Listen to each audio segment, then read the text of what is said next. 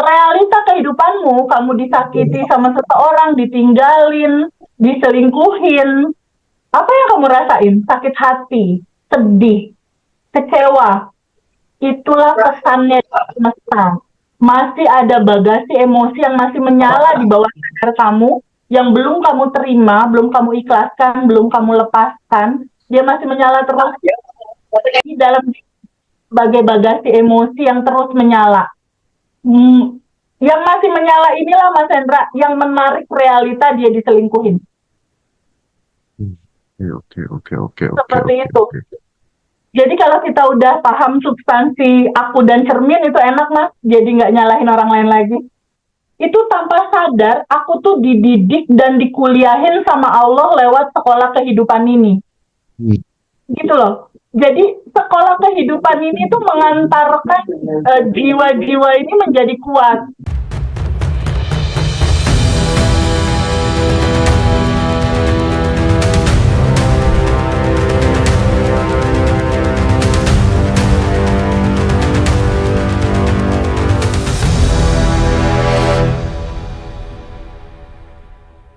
Oke, Assalamualaikum warahmatullahi wabarakatuh. Waalaikumsalam warahmatullahi wabarakatuh. Oke, Teh Febi, jadi tadi tuh ada salah satu subscriber yang WA, beliau tanya kan, keponakannya itu kan nggak bisa move on dari pacarnya setelah putus gitu ya. Setelah putus nggak bisa move on gitu. Nah, kalau case-nya seperti itu, menggunakan pendekatan keilmuan yang selama ini dipelajari, pengalaman Teh Febi, penanganannya bagaimana Teh gitu? Gimana Teh? Oke. Gini Mas Hendra, ketika ada kendala di dalam relationship ya, baik itu putus cinta ataupun pada saat ada satu keluarga dan mungkin ada cerita perselingkuhan misalnya, ada satu kondisi di mana kita nggak bisa move on sama situasi itu.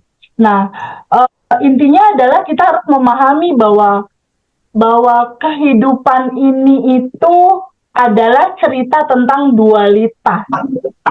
Gitu. Kehidupan ini tuh ada cerita tentang dualitas, ada kebahagiaan, ada kesedihan, ada punya uang, ada uang suatu saat keluar entah itu diambil orang atau apapun.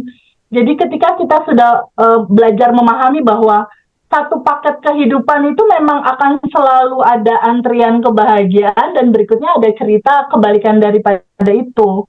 Jadi ada sebuah hukum semesta yang namanya hukum keseimbangan.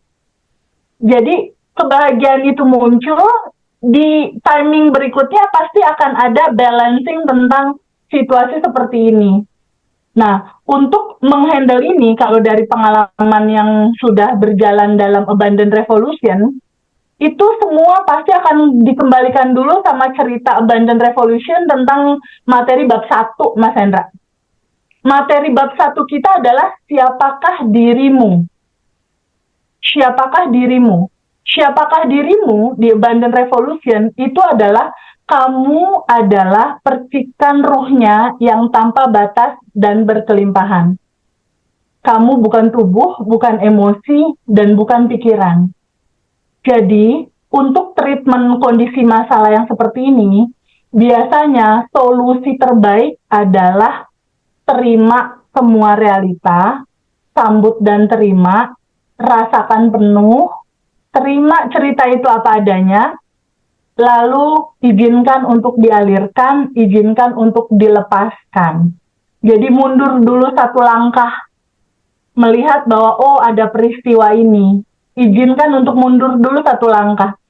Nah, ketika kita mengizinkan dan terbuka untuk bisa melepas yang kemelekatan terhadap sakit hati, kebingungan, keresahan, nggak bisa maafin orang, dan lain-lain, dan kita memahami bahwa sejatinya diri kita itu adalah percikan ruhnya yang tanpa batas dan berkelimpahan. Di titik itu, biasanya ketika rasa itu dirasakan penuh, dia akan menipis sendiri, Mas Hendra.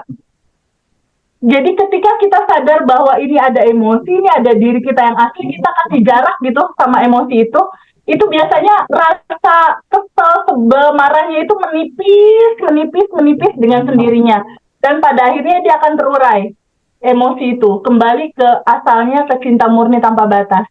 Nah, biasanya pakai treatment seperti itu, hal pertama yang terjadi adalah orang yang bersangkutan itu akan ngerasa plong. Aduh, Teh Feby plong teh gitu. Karena dari sekian banyak alumni itu 20% Mas Hendra itu cerita tentang relationship yang seperti barusan kurang lebih. Iya, iya, iya, iya, iya. Oke, 20%. 20%. Dari 20% ya Teh ya. ya, betul. Dan alhamdulillah beres ya Teh ya. Seperti itu. Beres Mas, satu-satu beres. Satu-satu beres. Iya, baik Teh. Karena ya itu tadi Mas Hendra, substansi intinya kan cuma cerita tentang aku dan cermin.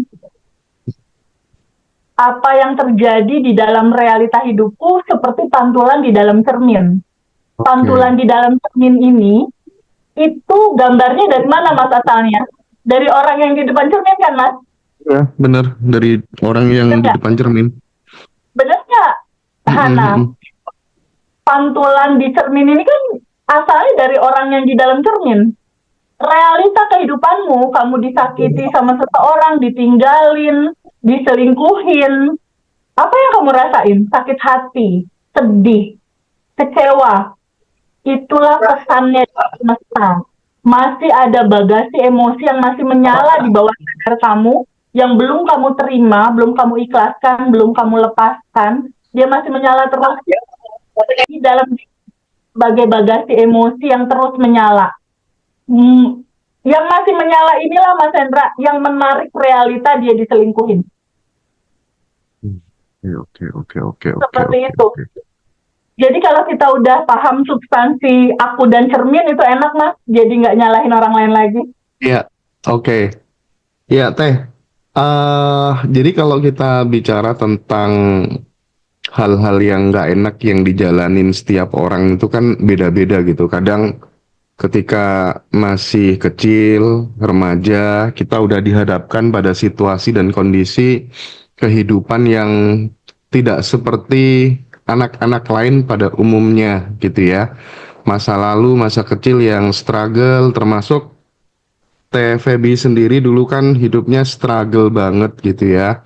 Kayaknya banyak orang yang mulai melakukan sebuah kontemplasi bahwa kehidupanku yang struggle dulu itu sebenarnya adalah tanda-tanda yang diberikan oleh semesta bahwa kelak kamu Feby, kamu itu akan aku gunakan sebagai light worker misalnya ya, sebagai orang yang akan memberikan manfaat bagi banyak orang gitu, tidak hanya untuk dirimu dan keluargamu gitu.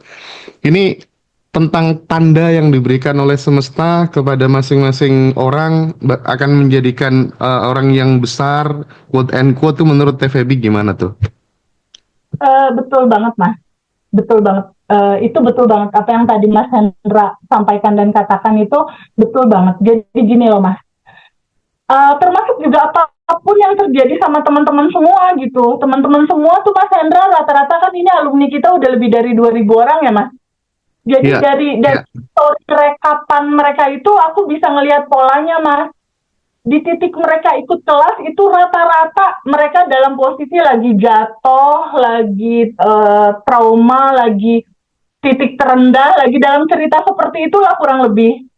Jadi sama seperti yang tadi Mas Hendra cerita tentang pengalaman hidup aku, itu tanpa sadar aku tuh dididik dan dikuliahin sama Allah lewat sekolah kehidupan ini. Gitu loh. Jadi sekolah kehidupan ini tuh mengantarkan jiwa-jiwa ini menjadi kuat. Kenapa aku merasakan pernah nggak punya uang, pernah 5.000 uang di dompet atau mungkin kosong. Karena aku memang diizinkan untuk mengalami biar aku merasakan rasanya seperti itu untuk menolong orang. Biar empati itu terasah gitu. Jadi semua realita di dalam kehidupan kita itu sebenarnya tidak ada yang sia-sia. Semuanya pasti ada maksudnya, pasti ada hikmahnya. Nah, kisah hidup aku tuh Mas, dulu aku naik angkot Mas. Aku naik angkutan kota, aku naik bis, aku nggak ada motor, nggak ada mobil, itu semua nggak ada. Nah, kenapa itu dialami? Untuk bisa merasakan perasaan kebanyakan orang sehingga hatiku terbuka untuk sangat bahagia menolong begitu banyak orang, ibaratnya seperti itu. Jadi itu memang satu satu gambaran lah bisa dikatakan kalau seandainya kita bisa bertemu pada satu titik di mana kesadaran ini menjadikan momentum di mana semuanya juga kosong sih Mas Hendra. Intinya memang kita kembalikan lagi segala kebaikan dan keindahan itu hanya kepada yang tanpa batas itu gitu.